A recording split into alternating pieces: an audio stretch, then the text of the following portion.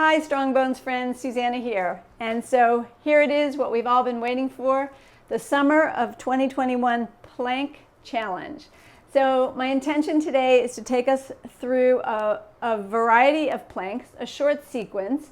I won't be holding any of them very long, and the idea is simply to remind all of us that there are various types of plank poses, and then when we are ready to do the challenge every day, we can choose from the different options. We can choose the ones that work for our bodies, whatever's going on for us most appropriately, and that's the story. If you do this whole little sequence, you might work up a sweat because it is summer. And let's get started. So let's start with the traditional top of the push-up plank. And I begin in table position. Plant your hands down firmly, spreading your fingers wide, and really root down in your hands, especially that space between the first finger and the thumb. And at the same time, you'll curl your toes, draw your navel to your spine for some abdominal support for your spine, and then lift your hips up into plank. So here you are, hanging out in a plank pose.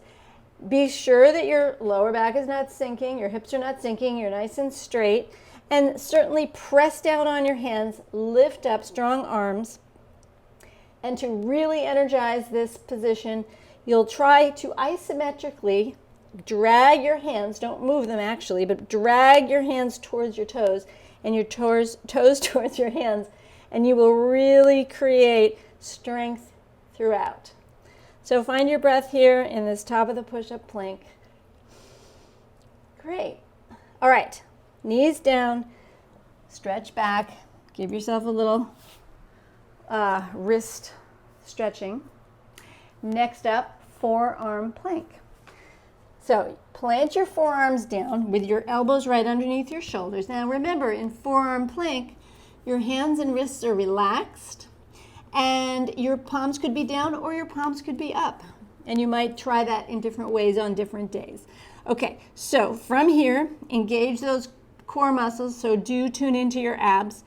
Curl your toes once again and lift up and straighten out until you're in a nice forearm plank position.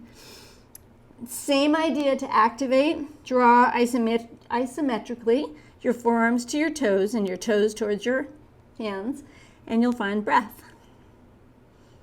And enjoy forearm plank pose. Okay, let's let that go now by dropping to your knees and doing a bit of a extended child stretch back. Cool. Next up, we'll do a variety of side plank positions. So I'm going to ask us to start on your knees in the center of your mat, and we will extend. We're going to go in from gate pose, which is a yoga position. We'll take one leg out to the side and then extend the other arm straight up. You can lean over in a gate, which is a nice counter stretch, but then float down until this hand touches the ground, wrist underneath shoulder, and now hand, knee, and toe are all lined up, and you're in this side plank variation. You can really work your hip here by lifting your leg up and lowering it down. Okay, to take it into the full position, which is called Vasisthasana in yoga world, you'll extend the bottom leg, and then the true position, the ultimate, would be to stack, but don't worry if that's a bit much today. You can place both feet on the floor. You can even bend the top leg, plant a foot down, and find a way to hold Vasisthasana, side plank pose. Use your breath. You can choose different arm positions. Excellent. Okay, and then carefully come out by coming onto your knees, and perhaps curl your toes, sit back on your heels, and then back on up. Knees, hips. Line them up. Other side. Extend a leg out. Extend an arm up.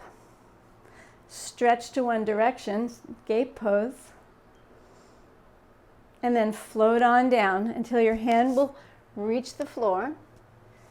And here you are. You can hold this one for a while. You could lift your leg up, work your hip, or you can move right into the full pose, which is Vasisthasana. You may find one side is not as strong as the other side.